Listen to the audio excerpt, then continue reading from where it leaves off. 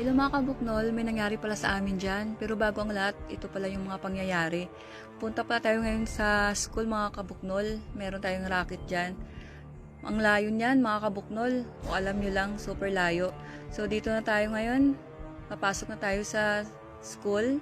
Nakausap ko nga pala si Sir Leo. Siya pala yung head teacher dyan sa school na yan. Napakabait pala na tao to mga kabuknol.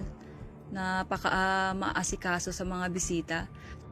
So, nag-i-start na tayo dyan ng pictorial mga kabuknol. Ina-assist ko na yung mga bata dyan.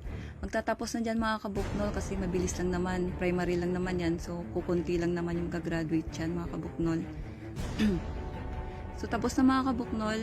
Ito na, nag-aayos na kami ng mga gamit. Nakausap ko na si Sir Leo. Nagpapaalam na kami dyan. Shoutout nga pala kay Sir Leo na super bait na teacher. So hi Sir Leo!